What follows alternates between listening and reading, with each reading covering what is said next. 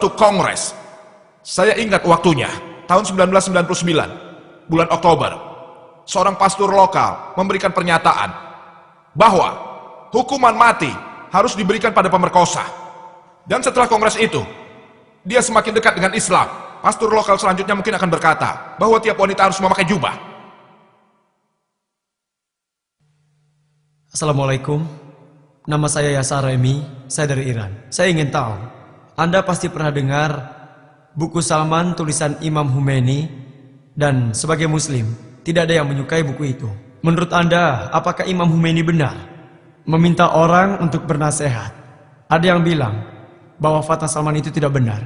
Saya ingin tahu sebetulnya, apa fatwa Salman itu benar atau tidak? Terima kasih. Inti pertanyaannya adalah apakah fatwa Salman Rushdie dari Imam Khomeini itu benar atau tidak? Pertanyaan saya adalah, mengapa Imam Khomeini memberikan fatwanya 1 tahun setelahnya? Negara pertama yang melarang buku Salman Rushdie itu adalah India.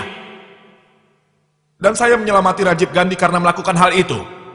Mengapa Imam Khomeini memberikan fatwa tentang membunuh Salman 1 tahun setelahnya? Karena hal itu sudah tidak ada dalam berita.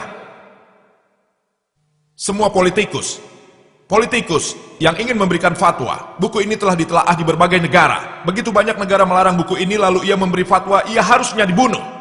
Salah atau benar itu belakangan. Ini untuk kepentingan politik. Kepentingan politik.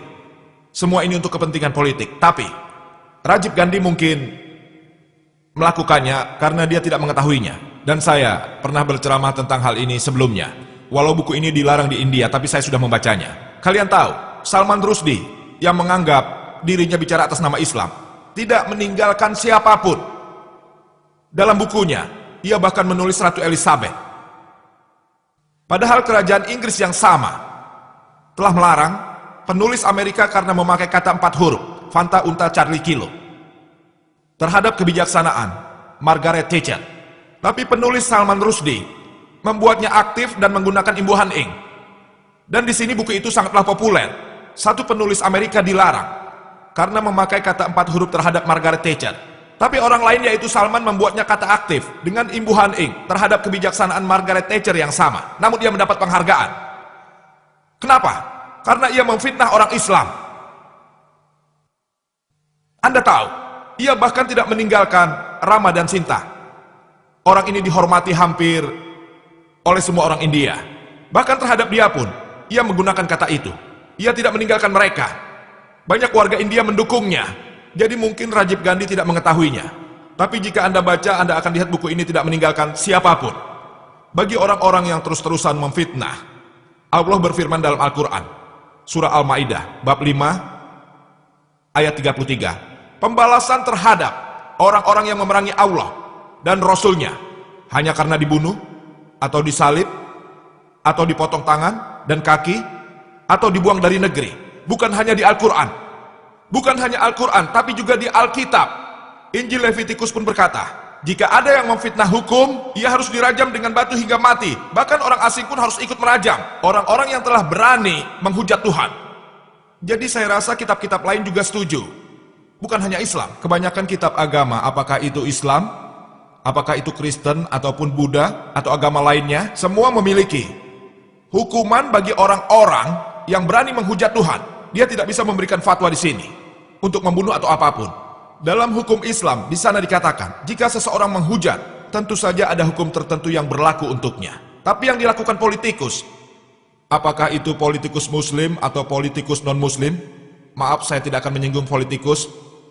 Saya rasa sebagian besar mereka biasa berkompromi untuk kepentingan diri mereka sendiri. Dan itulah alasannya mengapa politik dan agama semakin renggang. Ini dikarenakan karena mereka menggunakan agama untuk membuat mereka menjadi terkenal. Kita harus menyadari itulah yang dilakukan oleh orang. Jadi fatwa yang diberikan Khomeini, menurut saya itu didasari akal politik. Tapi melarang buku itu seperti yang dilakukan Rajiv Gandhi adalah tidak sempurna. Saya tidak tahu apa larangannya sudah dicabut atau belum, tapi saya dengar sudah mau dicabut. Mudah-mudahan saja buku itu dilarang untuk selamanya. Tapi orang yang telah berani menghujat Tuhan, dalam Islam maupun Kristen, dalam Kristen orang itu harus dirajam sampai mati. Tapi dalam Islam ada 4 pilihan, bahkan bisa dibuang. Tapi dalam Kristen, hukumannya rajam sampai mati. Dalam Islam ada 4 pilihan yang bisa dipilih. Dalam Kristen hukumannya rajam sampai mati. Semoga itu menjawab. Selamat malam, nama saya Via, saya seorang mahasiswi hukum. Saya rasa terorisme bisa dihentikan atau setidaknya dikurangi apabila orang bisa bertoleransi. Apakah Islam membicarakan soal toleransi? Jika ya, orang-orang yang bertanggung jawab untuk mengajarkan Islam, maksud saya banyak.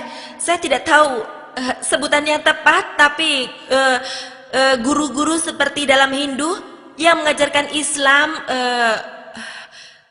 ke orang Muslim lainnya. Jadi apakah mereka mengajarkan mengenai hal toleransi? Pertanyaan yang bagus. Dia berkata terorisme dapat ditangani dengan mengajarkan toleransi, dan apakah Islam mengajarkan toleransi? Apakah pengajar-pengajar Islam mengajarkan toleransi? Saudari, tadi sudah saya sampaikan, mungkin agak cepat dan saya tidak menekankan hal itu. Salah satu kriteria bagi manusia untuk masuk jannah, masuk surga, masuk firdaus adalah toleransi. Allah berkata dalam surat Al-Asr, bab 103 ayat 1-3, wal asri, innal insana lafi husrin, illal lazina amanu wa amilus solihat wa tawasaw bil haqqi wa tawasaw bis sabri. Bahwa demi masa, sesungguhnya manusia itu dalam kerugian, kecuali orang yang beriman, mengerjakan amal soleh, dan saling menasihati supaya mentaati kebenaran, dan saling menasihati supaya menetapi kesabaran. Toleransi salah satu kriteria untuk masuk jannah. Jika kita tidak punya toleransi, maka menurut Al-Asr kita tidak akan masuk surga. Bukan hanya toleransi, kita juga harus menasihati orang lain untuk bertoleransi. Definisi toleransi ada bermacam-macam. Tapi jika kita tanya pada ahlinya, toleransi memiliki batas. Apa yang dimaksud dengan toleransi? Ada yang berbuat salah padamu, tapi kau tidak balas dendam, itu bagus. Tapi berapa lama? Toleransi memiliki batasan. Dan dalam Islam, zalim adalah orang yang berbuat jahat, atau bisa dikatakan orang yang suka menyakiti. Ada dua macam zalim, orang yang menyakiti orang lain dan orang yang menyakiti dirinya sendiri. Ada dua macam, dan dua-duanya disebut zalim. Orang yang menyakiti orang lain dan orang yang menyakiti diri sendiri. Nabi Muhammad SAW berkata dalam hadis sahih Muslim, apabila kau melihat suatu perbuatan yang salah, jika bisa, kau harus menghentikannya dengan tanganmu. Jika tidak bisa dengan tanganmu, hentikan dengan mulutmu atau lidahmu. Jika tidak bisa, setidaknya kutuklah dalam hatimu bahwa itu perbuatan salah. Jika kau lakukan itu, kau orang yang beriman paling rendah. Paling rendah. Yang kita harus lakukan adalah memiliki toleransi. Seperti diajarkan Al-Quran surat Al-Baqarah bab 2 ayat 153. Innallaha ma'as sabri. Sesungguhnya Allah beserta orang-orang yang sabar. Tapi bersabar juga tidak boleh melampaui batas. Sabar ada batasnya. Toleransi ada batasnya. Kita ambil contoh. Jika ada seorang wanita yang diperkosa, kita tidak bisa bilang, bertoleransilah, tidak masalah. Jika Tuhan memberi saya kekuatan, jika saya melihat seseorang wanita diperkosa, saya akan menghentikannya dengan tangan. Jika tidak bisa, lakukanlah dengan kata-kata, tolong jangan perkosa dia. Ada artikel Bombay menyebutkan, seorang gadis muda berusia 13 tahun yang diperkosa seorang pria di kereta. Padahal, di sana ada 5 penumpang. Hanya 1 orang melawan, tapi sisanya diam saja. 5 orang melawan 1 orang yang sedang mabuk. Dia mabuk. Tak seorang pun berbuat apa-apa. Apa yang terjadi dengan kemanusiaan? Apa yang terjadi? 5 pemuda tidak bisa melawan 1 orang yang sedang mabuk, yang memperkosa gadis di kereta. Anda sebut ini toleransi? Saya bilang ini pengecut. Saya katakan, seandainya 5 orang teroris dalam arti kata menteror elemen sosial, orang itu tidak akan berani melakukannya. Jadi kita harus berusaha agar sifat toleransi dalam manusia itu bertambah, tapi pada saat yang bersamaan, dan tidak mengubah mereka menjadi orang-orang pengecut. Kita harus terus berusaha agar elemen antisosial di dalam masyarakat dikurangi, dan bersama-sama kita dapat pastikan agar orang-orang yang antisosial ini dapat dihukum dengan hukuman sepantasnya. Semoga ini menjawab. Halo, nama saya Bibi Bob Cakra Rokuloy. Saya ingin menanyakan suatu hal mengenai tentang rejim Taliban dan isu fatwa untuk penghancuran Buddha Bamiyan. yang katanya tidak bersifat Islam.